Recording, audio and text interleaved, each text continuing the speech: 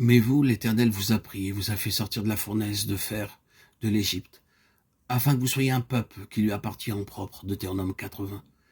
Jésus-Christ qui s'est donné lui-même pour nous afin de nous racheter de toute iniquité et de se faire un peuple qui lui appartienne, purifié par lui et zélé pour les bonnes œuvres. Tite 2,14. Ce que je sens être la préoccupation de Dieu en ces jours est celle d'avoir un peuple qui soit sa propriété, qui soit à lui et dont il peut disposer. Ce n'est pas là quelque chose de nouveau. Cependant, nous voyons dans le livre de l'Apocalypse, par la lettre à l'église de Laodicée, que l'état du peuple de Dieu, dans les temps de la fin, est celui d'un peuple très éloigné de la pensée originelle. Il est très important de savoir comment Dieu obtiendra un tel peuple qui réponde à son attente, et comment ce peuple devra marcher pour satisfaire son cœur.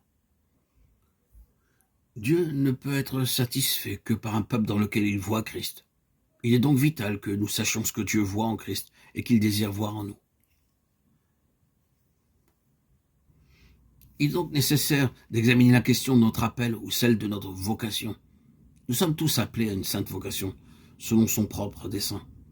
Comme il est écrit dans 2 Timothée 1,9, qui nous a sauvés, nous a appelés par une vocation sainte, non à cause de nos œuvres, mais selon son propre dessein, et selon la grâce qui nous a été donnée en Jésus-Christ, avant les temps éternels.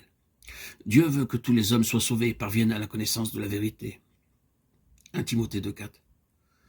Cependant, bien que la volonté de Dieu soit cela, tous les hommes ne seront pas sauvés, parce que Dieu ne sauve pas l'homme malgré lui, mais il appelle au salut. Désormais, le choix appartient à l'homme. Ce qui est vrai du salut l'est aussi quant à l'appel à marcher. Dieu ne forcera jamais aucun de ses enfants le suivre s'il ne le désire pas. Il nous laisse entièrement libres de notre choix et le respectera. Ainsi, il est clair que nous sommes exhortés à marcher et à courir vers le but pour remporter le prix de la vocation céleste de Dieu en Jésus-Christ, Philippiens 3,14, afin de nous asseoir avec lui sur le trône, Apocalypse 3,21, et de gouverner les nations, Apocalypse 2, 26-27. Je crois cependant que le point important est de voir par les yeux intérieurs que Dieu désire que nous vivions pour lui, ce qui, en d'autres termes, signifie non pas ce que je pourrais obtenir de lui, mais ce qu'il héritera de moi. En vérité, je vous le dis, celui qui n'entre pas par la porte dans la bergerie, mais qui y monte par ailleurs est un voleur et un brigand. Mais celui qui entre par la porte est le berger des brebis. Le portier lui ouvre et les brebis entendent sa voix. Il appelle par leur nom les brebis qui lui appartiennent. Et il les conduit dehors. Lorsqu'il a fait sortir toutes ses propres brebis, il marche devant elles. Et les brebis le suivent, parce qu'elles connaissent sa voix. Elles ne suivront point un étranger, mais elles fuiront loin de lui parce qu'elles ne connaissent pas la voix des étrangers. Jean 10, 1-5.